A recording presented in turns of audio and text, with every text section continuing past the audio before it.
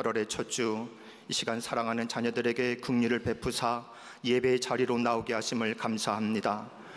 오늘 부족한 저희의 입술로 하나님을 찬양하기 원하오니 이 예배에 임재하셔서 저희의 예배를 받아 주시옵소서. 한 주간도 매 순간 하나님의 은혜로 살았지만 영이 우둔하여 그 사랑 그 은혜 잊고 저희의 고집과 습관을 따라 살았습니다. 이 시간 먼저 저희의 죄와 허물을 고백합니다. 주님의 십자가 보혈의 공로를 의지하오니 저희의 몸 안과 밖에 있는 모든 죄와 허물을 사하여 주시옵소서. 마라의 쓴물처럼 상한 심령을 치유하여 주시옵소서. 역사의 주인이신 아버지 하나님, 이 지구촌을 평화로 지켜주시길 기도합니다. 이 땅에는 아직도 절망과 염려로 삶을 포기한 채 고통당하고 있는 많은 사람들이 있사오니 마음을 위로하여 주옵시고 새로운 용기를 허락하여 주시옵소서.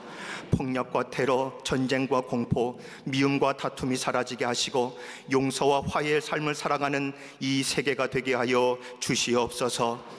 원하옵기는 갈라진 이 조국 대한민국이 하나 되게 하여 주시고 분단된 마음들이 하나가 되어 하나님 앞에서 찬양하는 장자가 되게 하여 주시옵소서. 대통령과 위정자들에게 힘과 능력을 주사 국정 운영의 안정을 가져오게 하시고 나라한 분열과 갈등, 시기와 부정과 다툼이 사라지게 하사 정치, 경제, 사회의 어려운 문제들 가운데 고통받는 이 민족을 긍휼히 여겨 주시옵소서. 아버지 하나님, 이념과 사상의 반목의 아픔이 다시는 이 땅 위에 나타나지 않게 하시고 저 얼어붙은 동토의 땅 북녘을 기억하사 칼을 쳐서 보습을 만들고 창을 쳐서 낫을 만드는 평화와 기쁨의 날이 속히 오게 하여 주시옵소서. 교회를 사랑하시는 아버지 하나님, 이 땅의 모든 교회들이 화평과 성령으로 하나 되게 하신 것을 심써 지키게 하여 주시옵소서.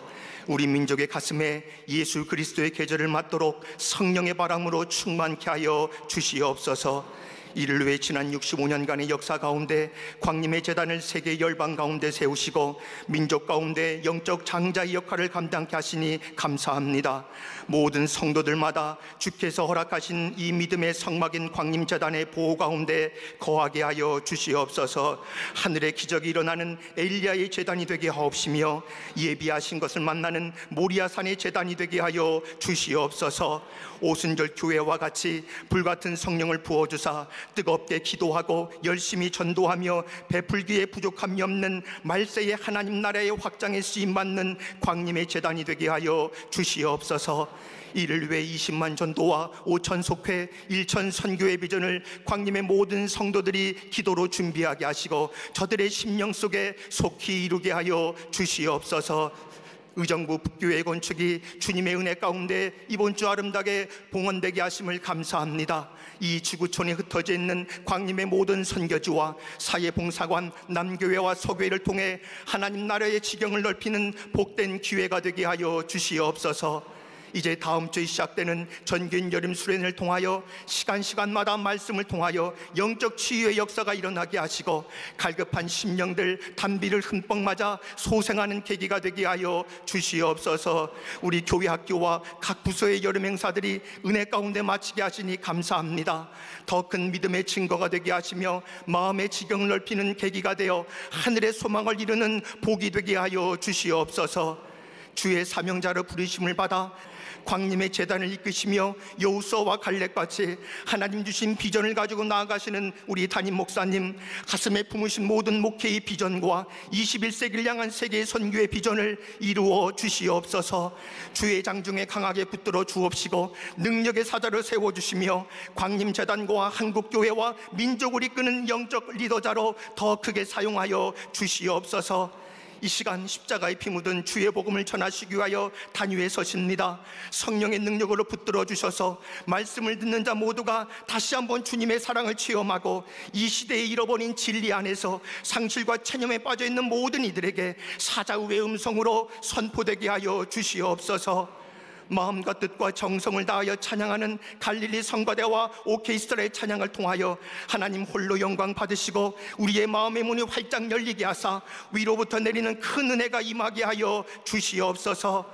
예배를 위해 보이지 않는 곳에서 수고한 이들의 정성과 하나님의 제단을 장식한 헌신에 주님의 복으로 도하여 주시옵소서. 이 시간 함께 예배드리는 광림남교회와 광림서교회 해외의 모든 선교지, 방송으로 예배드리는 모든 이들을 기억하사 본당과 동일한 은혜를 내려 주시옵소서.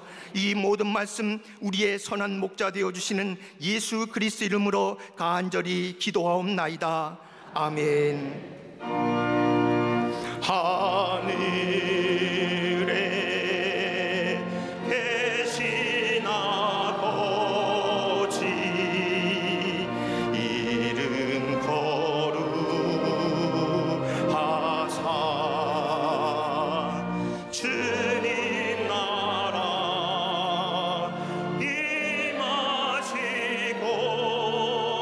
뜻이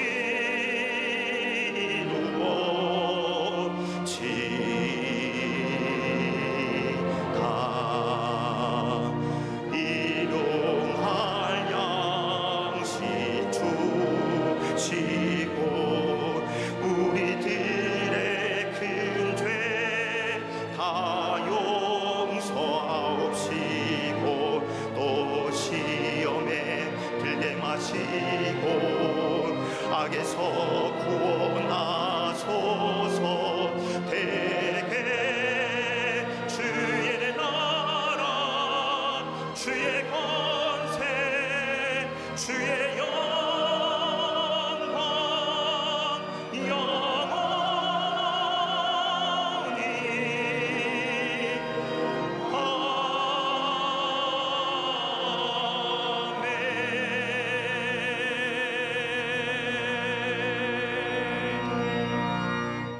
에웃이 죽으니 이스라엘 자손이 또 여호와의 목전에 악을 행하매 여호와께서 하솔에서 통치하는 가나안 왕 야빈의 손에 그들을 파셨으니 그의 군대 장관은 하롯의 학고임에 거주하는 시스라요. 야빈 왕은 철병거 900대가 있어 20년 동안 이스라엘 자손을 심히 학대했으므로 이스라엘 자손이 여호와께 부르짖었더라. 그때에 라피돗의 아내 여선지자 드보라가 이스라엘의 사사가 되었는데 그는 에브라임 산지 라마와 베델 사이 드보라의 종려나무 아래에 거주하였고 이스라엘 자손은 그에게 나아가 재판을 받더라. 드보라가 사람을 보내어 아비노함의 아들 바락을 납달리 게데스에서 불러다가 그에게 이르되 이스라엘 하나님 여호와께서 이같이 명령하지 아니하셨느냐? 너는 납달리 자손과 스불론 자손 10,000명을 거느리고 다볼 산으로 가라. 내가 야빈의 군대 장관 시스라와 그의 병거들과 그의 무리를 기송 강으로 이끌어 내게 이르게 하고 그를 내 손에 넘겨주리라 하셨느니라. 바락이 그에게 이르되 만일 당신이 나와 함께 가면 내가 가려니와 만일 당신이 나와 함께 가지 아니하면 나도 가지 아니하겠노라 하니 이르되 내가 반드시 너와 함께 가리라. 그러나 내가 이번에 가는 길에서는 영광을 얻지 못하리니 이는 여호와께서 시스라를 여인의 손에 파실 것임이니라 하고 드보라가 일어나 바락과 함께 게데스로 가니라. 바락이 스불론과 납달리를 게데스로 부르니 10,000명이 그를 따라 올라가고 드보라도 그와 함께 올라가니라. 아멘.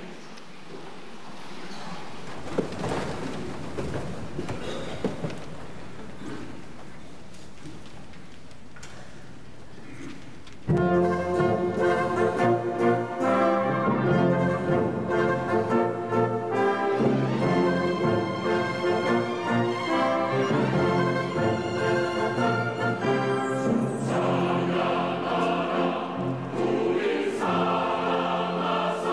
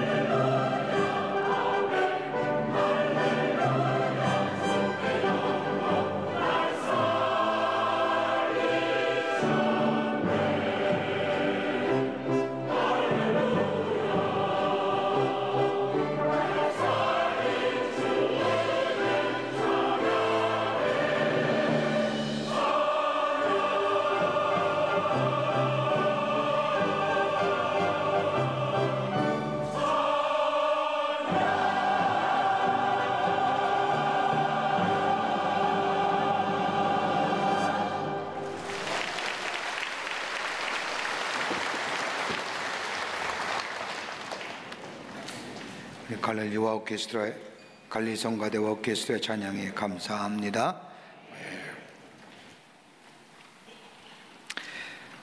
하나님의 안식일을 통하여 쓰시는 사람, 하나님의 사람, 한 사회를 구원하고 한 시대를 일깨우기 위해서 주께서 사용하는 사람을 성경은 사사라 부릅니다.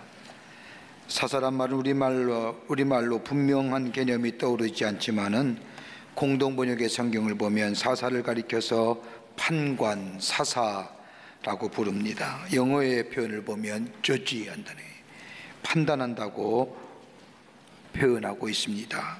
이렇게 본다면 사사라고 하는 것은 재판관 또는 판단하는 사람이라 말할 수 있습니다. 근데 사사기에 나오는 사사들의 모습을 보면 사사는 단순히 재판관의 역할만 하는 것이 아닙니다. 그 시대의 군사 지도자이기도 했으며 나아가 정치 지도자이기도 했습니다. 여러 가지 면에서 나라가 어려울 때에 하나님 앞에 들어쓰임 받은 사람들이 바로 사사입니다. 이러한 전제하에 사사기를 읽다 보면 한 가지 흥미로운 사실 하나가 발견됩니다. 그것은 사사가 등장할 때의 이스라엘의 모습이 꼭 기록되어져 있는데 사사가 등장할 때면 꼭 나오는 성경 구절 하나가 있습니다. 그건 다름이 아니라 이스라엘이 하나님의 목전에서 악을 행하였다는 겁니다. 이스라엘이 하나님 목전에서 악을 행하였다는 것은 다름이 아니라 저들의 신앙이 부패되었음을 말합니다.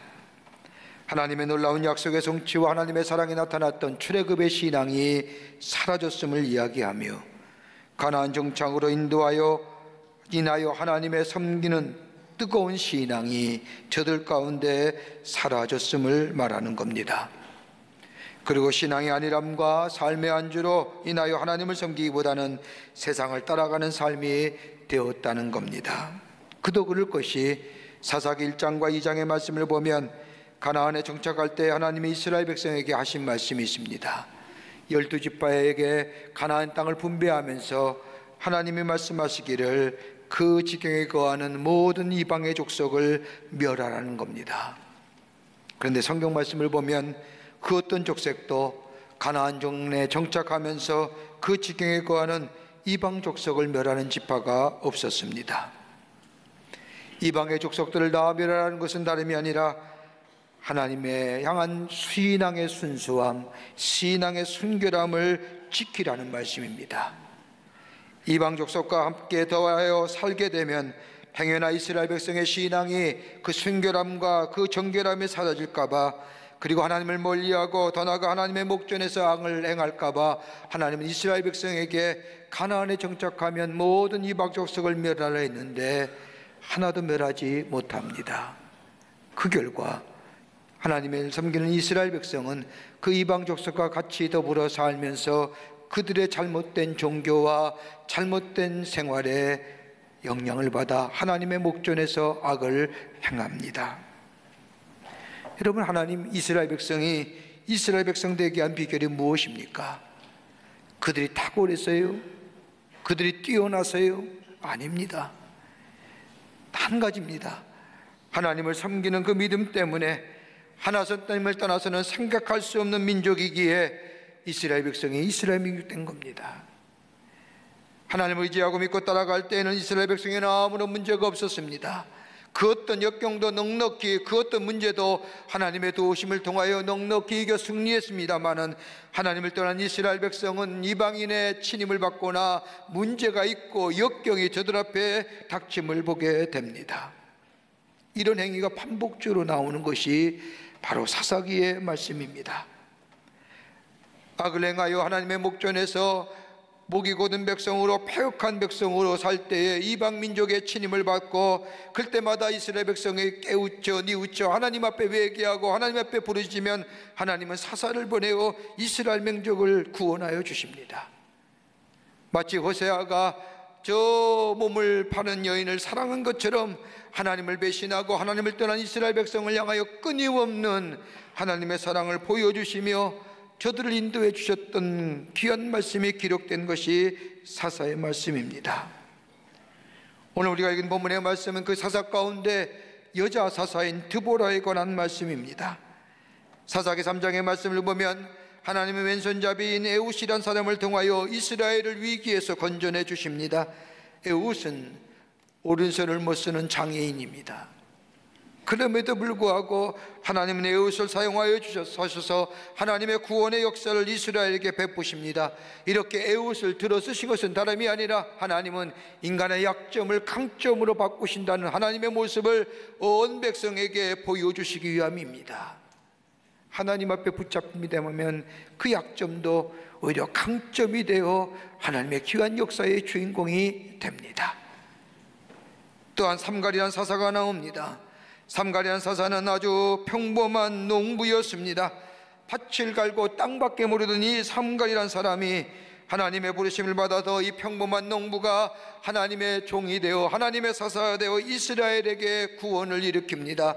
무엇입니까? 평범한 사람이 하나님의 손에 붙잡힘에 되면 비범한 사람으로 변한다는 사실입니다. 에웃이나 삼갈이나 하나님의 사람으로 쓰임받았다는 의미는 다른 것이 아니라 평범하지만은 약점투성이지만은 땅밖에 모르는 사람이지만은 그러나 하나님의 손에 붙들릴 때에 그 평범함이, 그 약점이 오히려 강점이 되고 비범한 인생이 바뀌어진다는 사실을 우리에게 가르쳐 줍니다. 오늘 드보라도 마찬가지입니다. 드보라는 여성입니다. 당시에 이 시대의 시대적 배경의 여성이란 위치는 아주 보잘것없는 위치입니다. 사사시대는 더더욱 그러했습니다. 용서하십시오. 지금 마치 노예 같은 주위에 있는 인사가 여성입니다.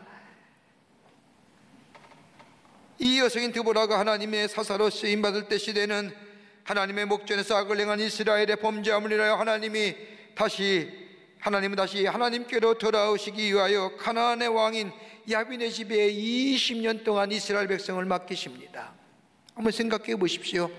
430년 동안 지긋지긋한 종살이에서 출애굽하여 가나안 땅에 정착했는데 정착한 지 얼마 안 돼서 저 가나안의 왕인 야빈에게 20년 동안이나 마치 종살이와 같은 노예 생활 같은 생활을 합니다.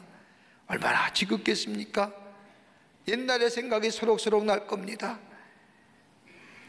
하나님은 그로 인해서 이스라엘 백성이 돌아올 것 같았는데 돌아오지 않습니다. 20년을 가까이 두자 이스라엘 백성이 그제서야 돌이켜 하나님 앞에 구원해달라고 간구합니다. 그때에 하나님은 이 사사인 드보라를 쓰셔서 사용하여 주셔서 이스라엘 백성을 구원해 주십니다. 이 가나안 야빈의 침공을 받아 20년간 살 때에는 그 야빈의 왕 밑에는 시스라고 하는 소문난 장수가 있는데 무려 철병개가 900개나 되는 900승이나 되는 강력한 무기를 소유한 장수입니다. 이러한 가나안 왕에 대하여 하나님은 이스라엘을 향한 하나님의 사랑을 보여주시기 위해서 드보라를 세우셔서 가나안 왕 야빈에 대하여 전쟁을 하게 하시고 그 결과 승리케 하셔서 이 이스라엘 백성을 구원해 주십니다. 인간의 눈으로 보기에는 약하게 그지없는 그때 여자인 이 드보라가 하나님의 사사로 그토록 용감하여 이스라엘을 구원하는 하나님의 사람으로 쓰임받았던 비결이 어디 있는지요? 요즘 예수 믿는 사람은 많은데 정말 예수 믿는 사람이 있는지, 평범한 것, 하나님의 일을 위대하고 어떤 큰 일을 감당해서 위대한 인물이 되어 하나님이 일어난 것이 아니라 평범하지만은 그러나 하나님의 손에 붙들받을 때에 하나님의 위대한 역사, 비범한 인생으로 살아간다는 사실을 드보라를 통해서 우리에게 가르쳐 주시는데, 어떻게 하면 우리는 하나님의 귀한 역사에 귀하게 쓰임받는 비범한 인생으로 살아갈 수 있을까요? 오늘 본문의 말씀을 통해서 몇 가지로 함께 말씀을 나누며 은혜 받기를 원합니다. 첫째는 하나님의 음성을 듣고 살 때에 그 인생이 비범한 인생 됩니다. 주의 음성 들으며 사는 겁니다. 주의 음성 들을 때에 절대 강자 됩니다. 사사기에 나오는 모든 사사들을 보십시오. 그들의 공통점이 있다면 하나님의 음성에 귀를 기울였던 사람입니다. 그리고 그 음성에 들려올 때에 응답한 사람들이 평범하지만은 비범한 인생으로 살아간 주인공들이었습니다. 오늘 드보라도 그랬습니다. 하나님의 음성을 들었습니다. 4절 말씀을 보면 그때 라피드베 아내 여선지 드보라가 이스라엘의 사사가 되었는데, 이스라엘의 사사가 되었던 때가 어느냐? 그때는 어느 때냐? 하나님의 때에, 구원의 때에, 하나님의 필요한 때에라는, 그냥 사사가 된 것이 아닙니다. 하나님의 음성을 들었다는 겁니다. 여러분, 하나님의 음성을 들었다는 것이 무엇을 말합니까? 그저 들려오는 것이 아니라 하나님과의 교통함이 있었다는 겁니다. 신실하게 하나님과 인격적인 만남과 인격적인 교제 속에, 다름 아닌 기도 속에 하나님과의 만남과 하나님과의 교통함이 있었다는 겁니다. 여러분, 아무나 하나님의 음성 듣는 거 아닙니다. 아무 때나 하나님의 음성이 들려오는 것이 아닙니다. 정결하고 깨끗하고 순결한 마음 가지고 하나님과의 지속적인 교제가 있게 될 때에, 다시 말하여 우리의 삶 속에 기도의 생활이 있게 될 때에 하나님의 음성이 들려오고, 그 음성에 나를 향한 하나님의 뜻이 발견되고, 그 뜻이 나를 통하여 하나님이 이루시고자 하는 하나님의 귀한 소원임을 깨닫게 된다는 겁니다. 여러분, 엘리 제사장 보십시오. 얼마나 귀한 제사장입니까? 이스라엘 백성을 대신해서 저 하나님의 지성소에 들어가 제사 드렸던 사람이 엘리입니다. 그런데 엘리 보십시오.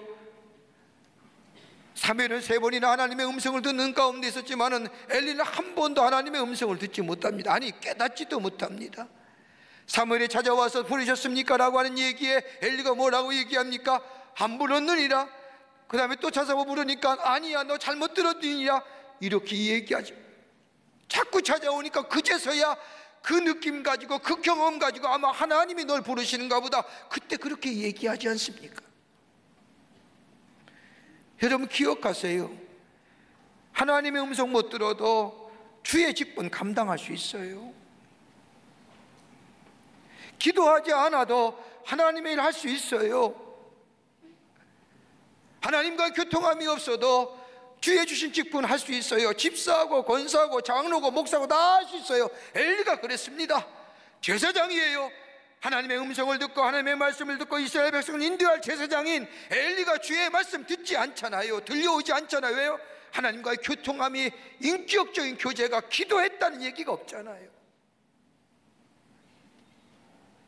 얼마든지 찬양해요. 기도 없어도요. 하나님과 교제 없어도 얼마든지 주의 주신 직분, 집사하며 권사하며 장로며 목사일 감당할 수 있어요. 근데 문제는 뭐예요? 능력의 역사가 없는 거예요. 하나님의 은혜 없어도 주의 주신 일들 감당해요. 왜요? 하지요. 문제는 뭐예요? 기쁨이 없는 거예요. 내게 주신 하나님의 귀한 사명들, 내게 주신 귀한 일들, 그것이 어떤 일이든지 하나님의 은혜 안에서 그 일을 세면 그것에 기쁨과 감사와 감격이 있지만은, 은혜 없으면 그 일이 뭐예요? 피곤함과 짜증함과 힘든 마음으로.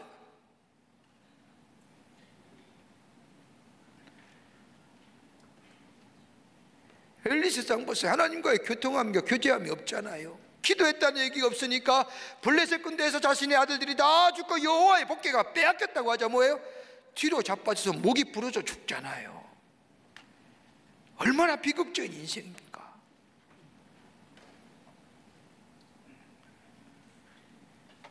하나님과의 귀한 인격적인 교체와 교통함이 있다는 것, 다시 말하여 기도할 수 있다고 하는 것은 하나님을 존귀 여기는 태도입니다. 하나님께서 우리의 창조자 되심을 인정하는 태도일 뿐만 아니라 하나님의 모든 것의 근원이 되시고 우리의 문제가 해결자 되심을 고백하는 행위가 바로 기도의 행위입니다. 기도한다는 것은 바로 성도에 마땅한 의미일 뿐만 아니라 특권일 뿐만 아니라 하나님과의 깊은 영적인 교제 속에 그때서야 비로소 주의 음성이 들려오고 나를 향한 하나님의 뜻이 발견되는 것이 바로 하나님과의 인격적인 교제, 기도 속에 이루어집니다. 기도하고 살아야 돼요. 사무엘 2장 30절의 말씀을 보면 이스라엘 하나님 나 여호와가 말하노라 나를 존중히 여기는 자를 내가 존중히 여기고 나를 멸시하는 자를 내가 멸시하리라. 여러분, 하나님을 존중히 여기는 자가 뭘까요? 하나님을 인정하는 태도 아닙니까? 하나님을 귀히 여기는 태도가 아닙니까? 여러분, 하나님을 인정하고 귀히 여기는 태도가 무엇입니까? 하나님과의 교제 아닙니까? 하나님과의 소통함 아닙니까?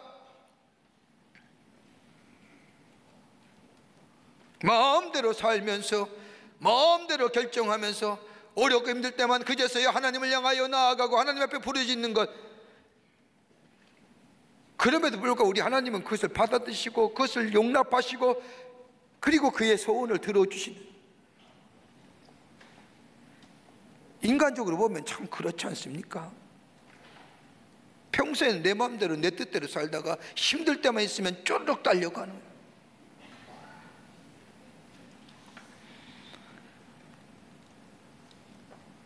우리의 말만 소리치는 것이 기도가 아니라 하나님의 음성을 들을 수 있어야 됩니다. 하나님의 음성이 들려올 때에 그 속에 나를 향한 하나님의 뜻이 발견되고 나를 향한 하나님의 소원이 이루어집니다. 인격적인 관계.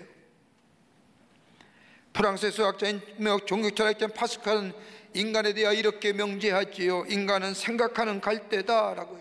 모르는 분 없을 겁니다. 인간은 생각하는 갈대다라고 하는 거예요. 여러분, 갈대가 무엇입니까?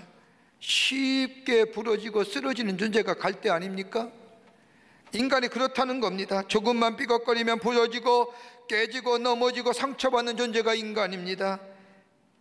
갈대와 같은 약한 존재이지만은 그러나 소중한 것이 하나 있다고 한다면 생각하는 겁니다. 이성이란 부분이지요.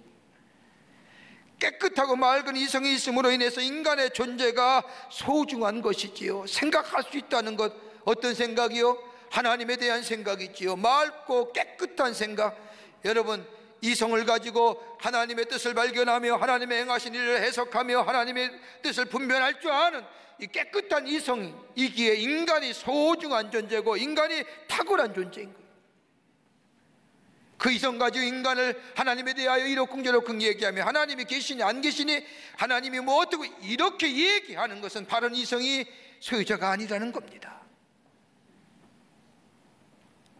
여러분, 우리의 영혼이, 우리의 마음이 정결해질 수 있는 것은요, 우리의 이성이 깨끗해질 수 있는 것은요, 다름이 아니라 우리의 영혼이 깨끗하면 하나님과의 깊은 영적인 교통함이 있어요. 여러분, 공부를 많이 하면, 학문을 많이 하면, 깊이 하면 할수록 공통적으로 말하시는 공통점이 하나 있습니다. 깊이 공부한 사람들이요, 한 가지 공통점은 뭐예요? 하나님 계시다는 거예요. 하나님 계시다. 섣부르게 공부한 사람이 하나님이 없다, 있다 이런 얘기하는 거지요. 여러분, 아인슈타인이나 존 뉴턴 같은 사람 보십시오. 그들의 고백이 뭡니까? 그들이 물리학자가 안 됐으면 신학자가 될 정도였습니다. 하나님의 존재를 인정하지 않습니까?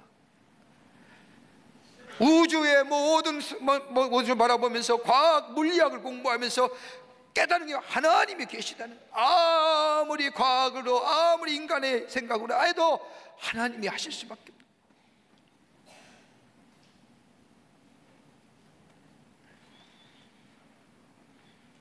하나님과의 교제함으로, 하나님의 인격적인 만남으로 하나님의 음성이 들려오며 주의 음성이 들려올 때에 그 소원을 이루어지고 그 교제함에 기쁨과 감사와 즐거움이 넘쳐나는 것이, 두고 보십시오. 천한 인생이지 않습니까? 이 당시의 사회적 배경으로는 천한, 여성의 지위가 천한 거죠. 그럼에도 불구하고 하나님과 귀한 영적인 교제, 그리고 주의 음성이 들려왔을 때에 주의 음성에 따라 일어서게 될 때에 그를 통하여, 그녀를 통하여 하나님의 구원의 역사가 평범하지만은 비범한 인생으로, 탁월해서가 아닙니다, 뛰어나서가 아닙니다, 하나님의 음성을 듣게 될 때에 그의 인생이 비범한 인생으로 변해지는 겁니다. 여러분, 누구의 음성 듣고 사십니까? 어떤 음성에 귀 기울이면서 하십니까? 소라는 음성이요? 세상의 허잡한 인생의 허잡한 소리요? 아닙니다. 허잡한 소리 들으면 허잡한 인생으로 끝나는 겁니다. 주님과의 깊은 인격적인 교제 속에 주의 들려오는 음성 듣는 삶, 그리고 그 말씀에 따라 사는 인생 될 때에 그 인생이 평범하지만 비범한 인생으로 하나님의 구원의 역사에 쓰임받는 인생으로 살아가게 되는 줄 믿습니다. 두 번째는요, 주의 말씀에 믿었습니다. 오늘 본문의 말씀에면 드보라는 하나님의 주실 승리에 대하여 믿었다는 겁니다.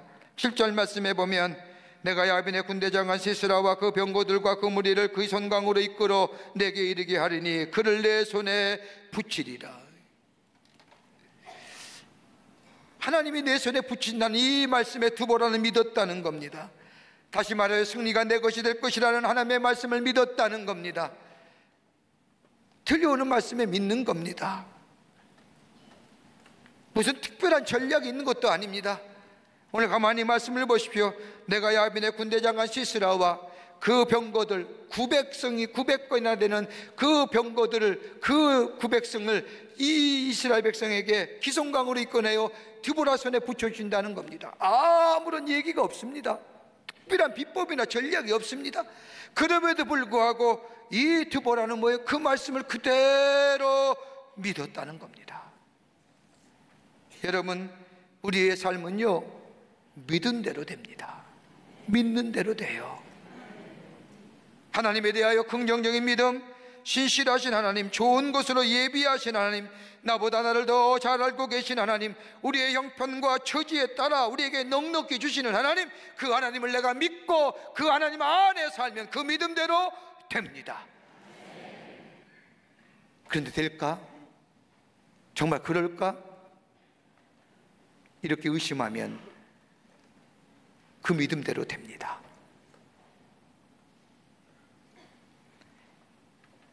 의심하고 불안하시나는 그 믿음 속에는 역사가 이루어지지 않습니다. 그러기에 쾌르케고르의 실존주의 철학자는 말하기를 믿기 어려운 것은 이해하기 어려운 것이 아니라 순종하기 어려워서이다. 왜 믿음이 안 생기느냐? 순종하기 어려워서요. 이해는 해요. 왜요? 순종하기 어려우니까 믿음이 없는 거예요. 역사가 일어나지 않는 겁니다. 여러분, 마태복음 14장 말씀을 보세요. 베드로가 풍랑 가운데 예수님을 보지 않습니까? 풍랑으로 인해서 대가 다 침몰하게 될 경우에 예수님이 찾아오셔서 제자들에게 안심하라, 두려워하지 말라, 내니라고 말씀하자 이 베드로가 예수님을 발견하시니 뭐라고 얘기합니까? 주여, 만일 주님이시거든 나를 명하사 무리로 오라 하게 하소서. 다시 말하여 걷게 해달라는 겁니다. 예수님처럼. 그저 예수님이 오라 하잖아요. 이 말씀을 들은 이 베드로가 그 즉시 예수님을 바라보고 뭐예요? 배에서 내려 무리를 걷지 않습니까? 여러분, 얼마나 놀랐습니까? 한 번도 인간이 경험하지 못한, 그 어떤 인간도 해보지 못한 무리를 걷는 역사를 경험합니다. 뭐 때문에요? 오라 하시는 주님 말씀에 믿고 순종했더니요. 믿게 될 때에 그것이 나의 능력이 됩니다. 믿게 될 때에 그것이 나의 권능이 됩니다. 믿음은 지식이 아닙니다. 판단하고 분석하여 내가 인식하고 이해할 때에 이루어지는 것이 아니라, 여러분, 세상의 것은 내가 보고 믿는 거지만은 믿음은 믿고 보는 것이 믿음입니다. 여기에 역사가 일어납니다. 이 믿음이 있을 때에 귀신이 나아가고, 이 믿음이 있을 때에 죄를 이기며, 이 믿음이 있을 때에 세상의 유혹을 이겨 승리하는 하나님의 사람으로 살아갈 수가 있습니다. 마귀도 이기고 사망도 이기고 죄도 이기고 죽음이 와도 두렵지가 않습니다. 오늘 드보라가 들린 음성 그러잖아요. 내 손에 붙일 것이니라. 그대로 믿습니다. 그대로 믿습니다. 하나님의 음성 그대로 믿습니다. 왜요? 전쟁은 내가 하는 것이 아니라 하나님이 속한 것이기에, 하나님이 해결해 주실 것이기에, 하나님이 내 손에 붙이겠다고 말씀하셨기에 그대로 아멘하고 믿었습니다. 그리고 나아가는 겁니다. 예수님이 제자들을 보면서 가장 안타깝고 책망했던 것이 딱 한 가지입니다. 믿음이 없다고 하는 겁니다. 다른 것에도 말씀하지 않습니다. 믿음 없을 때에 책망하시지 않습니까? 믿음이 없는 세대요. 왜 믿음이 없느냐? 믿음이 없는 연고로나.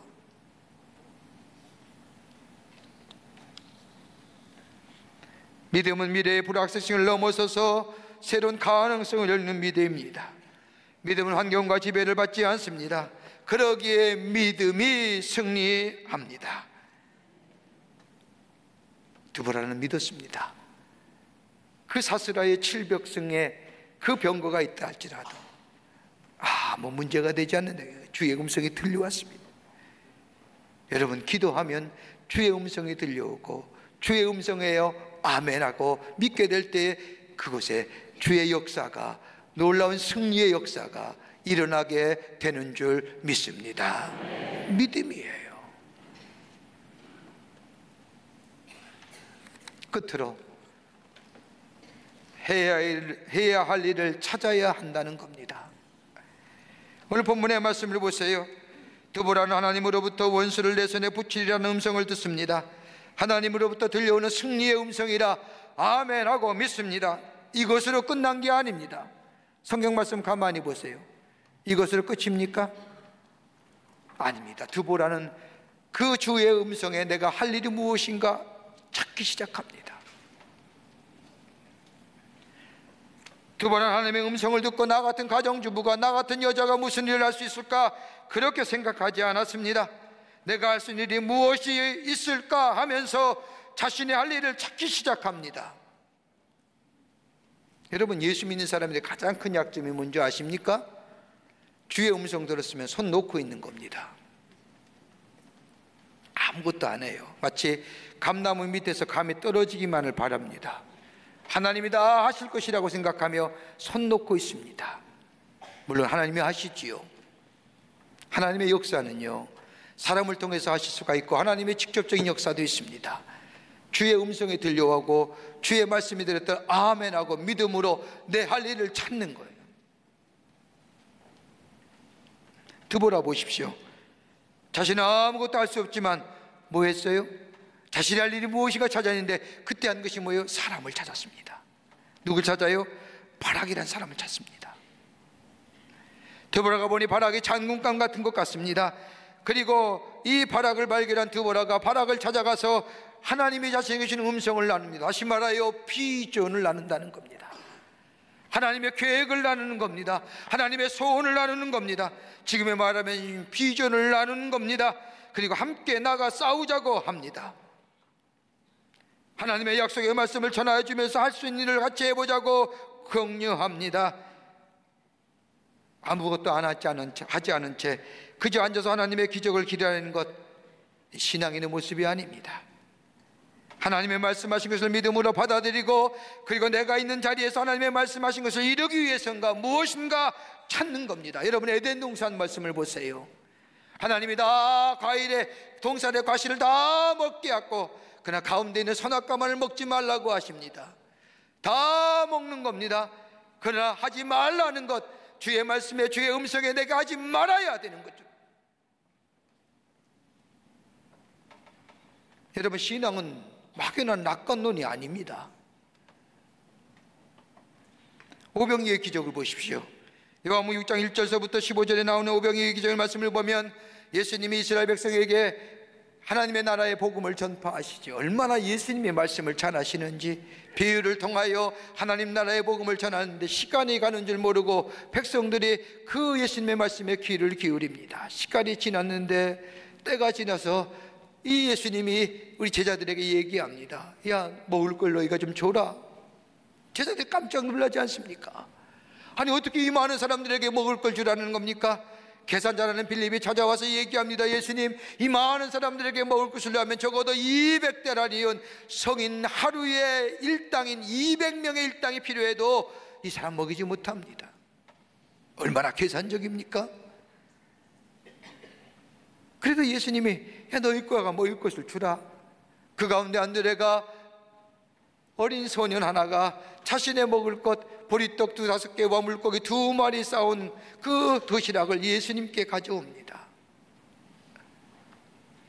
한 어린아이의 가장 기본적인 도시락이지요.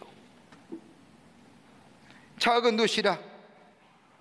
다른 사람은 다 포기하게 될 때 이 안드레가 예수님 앞에 그것을 갖다 놓고 예수님이 그것 가지고 그 위에 기도하시게 될 때에 그 적은 도시락을 가지고 뭐예요? 5,000명을 먹고도 12광지리가 낳는 기적을 베푸십니다. 아무것도 안 하는 게 아닙니다. 내가 할 일이 무엇인가 해야 됩니다. 찾아야 됩니다. 내게 준 하나님의 비전과 하나님의 꿈을 이루기 위해서는 내가 무엇 할 것인가 생각해야 됩니다.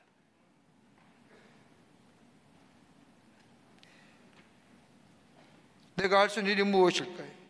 하나님이 내게 승리 주신다고 하셨는데 하나님 말씀이 내 안에 이루어지기 위하여 내가 할 일이 무엇인가를 하나님께 묻고 하나님과 더불어 한 발자국 한 발자국 내 삶에 이루어 나아가게 될 때에 거기에 비범한 인생이 되는 겁니다.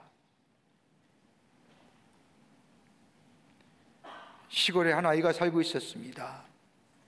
어느 날 비가 많이 내려서 집 앞에 있는 나무가 집을 앞에 턱 쓰러졌습니다.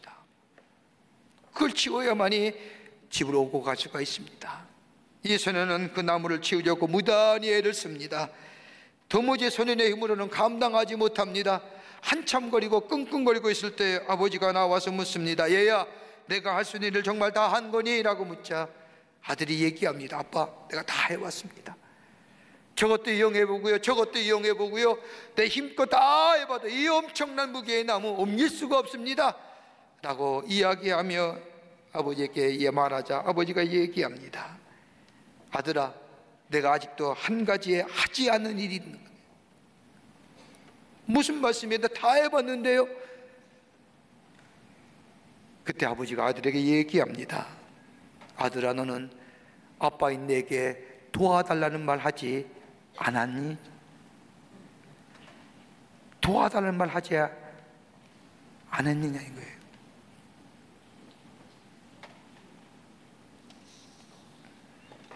드보라는 자기가 직접 하지 못하는 일 주어지자 자기가 할 수 있는 일은 무엇인가 기도하며 생각하며 나아가며 바랍이라는 사람을 찾습니다. 하나님의 비전을 나누지요. 그리고 함께 나가자고 합니다. 그때의 8절 말씀을 보세요. 바랍이 이렇게 드보라에게 말합니다. 바락이 그에게 이르되 당신이 나와 함께 가려면 가려니와 당신이 나와 함께 가지 아니하면 나는 가지 않겠노라. 언뜻 들으면 참 바랍이 쫄장부 같습니다. 여자 뒤에 숨어서 드보라 뒤에 숨어서 당신이 가면 나 가고 당신이 가지 않으면 나 하지 않겠습니다 라고 얘기하는 것 같지만 여러분 가만 보세요. 바락의 신앙을 얘기했던 히브리서 11장의 말씀을 보면 바락이 믿음의 조상, 신앙의 조상 이름에 그의 이름이 들어갑니다. 왜 그럴까요? 이유는 단 한 가지입니다. 성서학자에 의하면 바락이 드보라에게 동행을 요청한 것은 다름이 아니라 드보라에게 의지하기 위해서가 아니라 하나님이 드보라와 함께 하신 것을 알았기 때문이라는 겁니다. 아, 하나님이 함께 하시는 사람이구나. 저가 가면 하나님이 나와도 함께 하시겠구나라고 합니다. 바락은 하나님을 드보라를 통해 들려온 하나님의 음성을 듣고자 했습니다. 그리고 바락과 드보라는 함께 전쟁터에 나갑니다. 그리고 역사를 바꾸지요. 이스라엘 백성을 구원해냅니다. 비범함이란 지혜가 있고 많이 배우고 많이 가져서가 아니라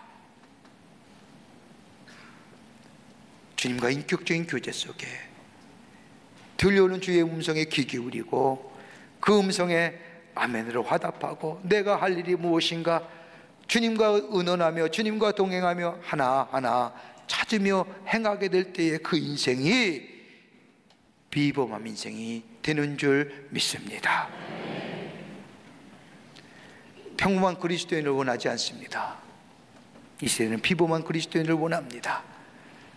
내가 위대한 어떤 큰 일을 해서 비범한 게 아니라 주님과 함께 늘 걸어가며 인격적인 교제 속에 주님과 같이 함께 나아가며 주의 음성에 귀 기울이며 주의 말씀 따라 삶이 아니라 내가 할 일이 무엇인가 주님과 의논하며 사는 자 될 때에 평범함을 넘어서서 비범함이 약함을 넘어서서 강함의 역사가 우리 안에 있게 되어 하나님 앞에 영광을 돌리는 복된 삶 될 줄 믿습니다. 이런 믿음으로 승리하시는 여러분과 저와 되시기를 주의 이름으로 축원합니다.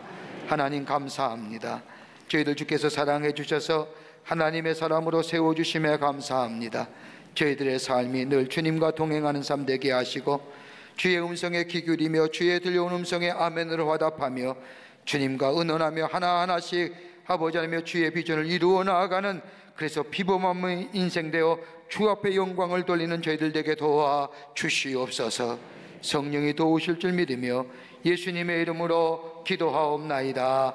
아멘.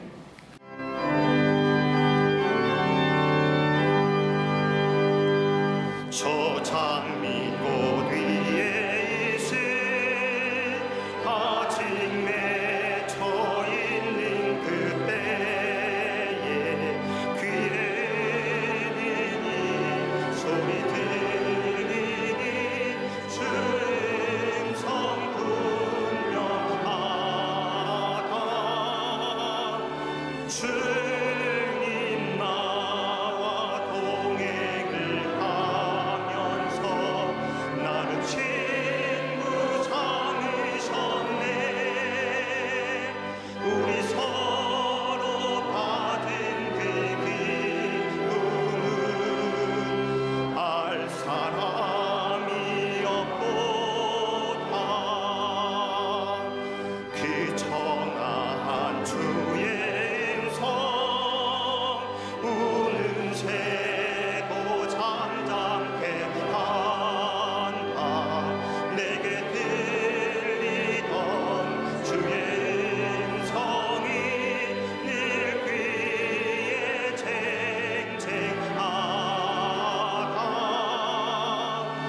주님 나와 동행을 하면서 나를 친구 삼으셨네. 우리 서로 받은 그 기쁨은 알 사람이 없도다.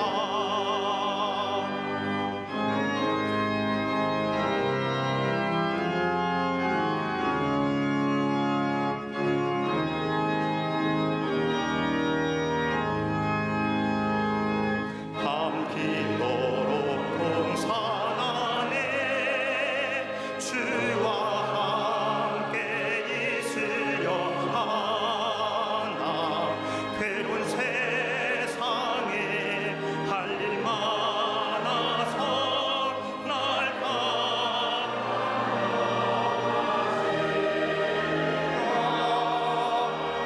주님 나와 동행을 하면서 나를 친구 삼으셨네. 우리 서로 받은 알 사람이 없도다.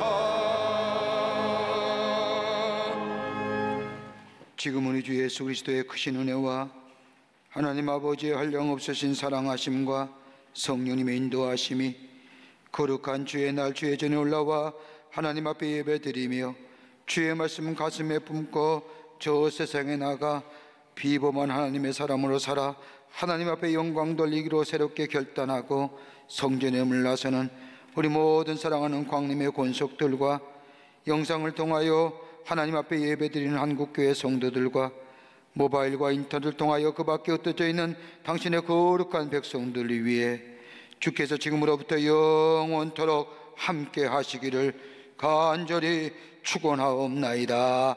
아멘. 조신 하나님,